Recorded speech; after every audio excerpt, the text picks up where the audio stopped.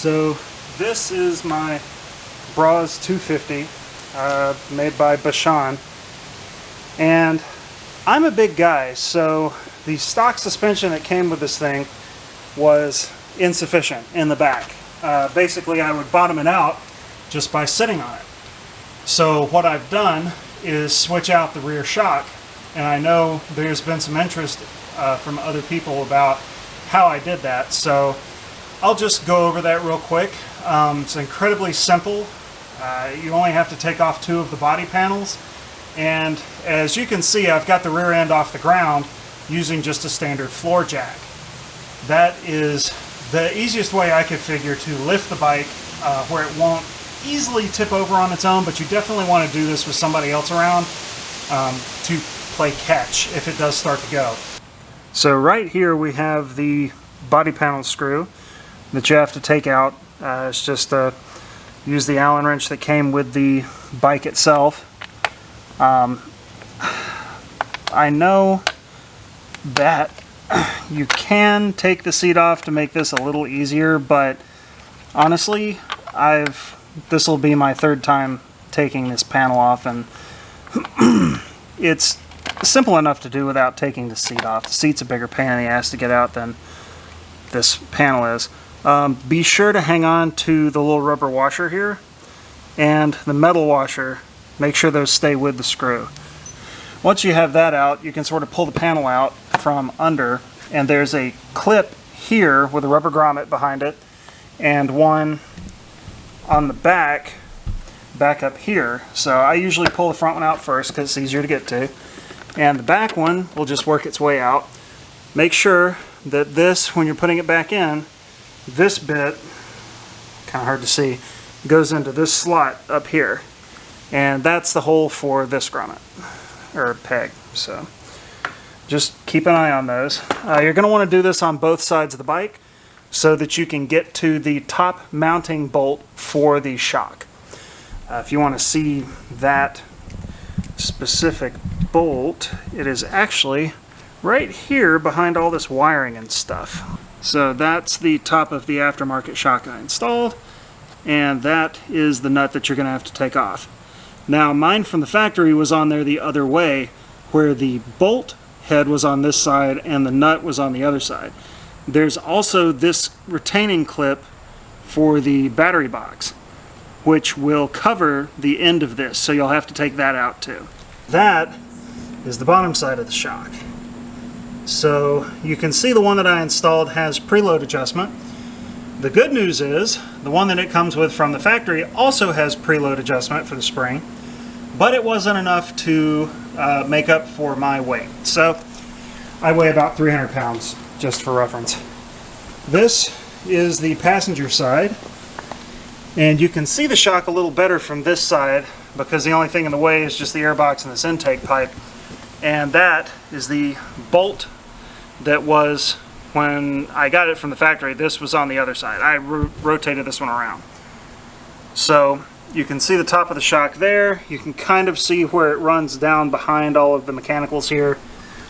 This is the mounting tab for the body panel, and you can see pretty easily that you can reach the shock bolt for the lower mount from both sides. So conveniently, you can do this whole process with a 14 mil and a 16 mil.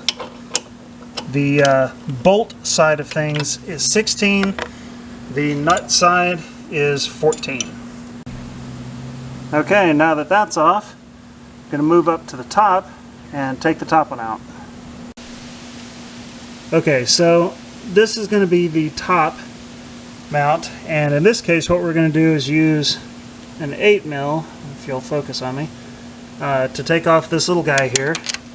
And I basically just bent this bracket piece out of the way so that I could reach the big bolt behind it. But we're going to back that nut off, take the lock washer and the washer with it, just like down below, and then we're going to use the jack to lower the bike down just enough that there's no pressure on the suspension but there's no pull on the shock either. And at that point, we'll be able to take out the lower bolt, and then we can take out the upper bolt and jack the bike up a little further to slide the shock out. Pays to have a good floor jack that's got good smooth movement so that you can get this to where you can press the bolts back out pretty easily.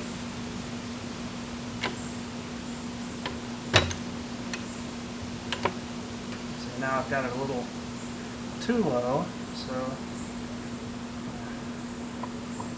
just do it by feel. And you'll know when the bolt reaches a point you can remove it.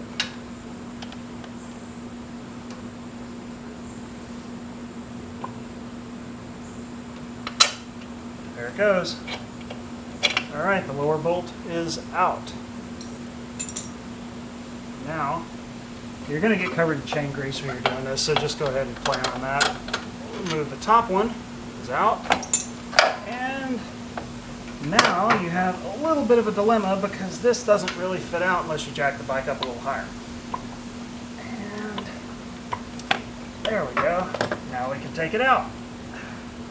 To give you a little reference, this is the stock shock absorber and spring from Brozz. This is the aftermarket unit I bought with a heavier spring and better damping for a higher maximum load. This is how we have to mount them to see how it goes on the bike. The stock one goes this way, but the aftermarket one goes this way, so inverted. And the reason for that was something that I didn't notice right away. It's the width of this end versus this end. On the aftermarket one, the end attached to the part of the shock body that's filled with oil or gas or whatever the damping liquid is the wide one. And the end on the end, the piece on the end of the rod is the narrow one. On the stock shock absorber, they're reversed. This is the height that the bike sits at with the standard shock, with the OEM rear shock absorber. And I'll show you what happens when I sit on it.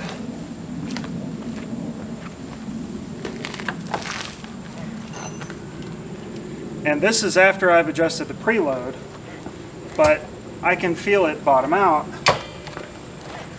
right then. Just that easy for me. And this is the ride height with just the stock shock.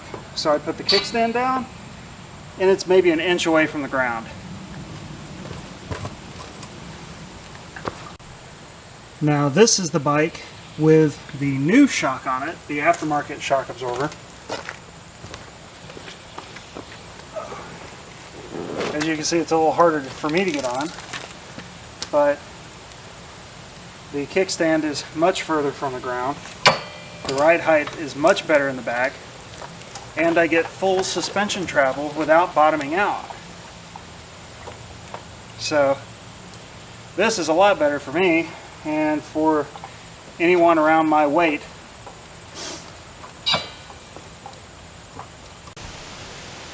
And there she is, all put back together. One last thing to note. I tried adjusting this to make it work for me instead of using the new one, and got it about halfway down and realized the travel of the shock wasn't enough for me, because even with the spring tightened up, it didn't move very much under me. So I went ahead and ordered the aftermarket one, and that's what's in there now. Just so you guys can see what I'm using as a jack point here, there's a big steel bar across right under there. That's kind of hard to see. And I'm using that to jack the bike up. Luckily, my floor jack has a pretty big plate on the top of it, so it can actually support the bike pretty well. It doesn't move a whole lot if I try to jiggle it. And there's not a huge danger of it falling over. I'm going to go ahead and lower it down.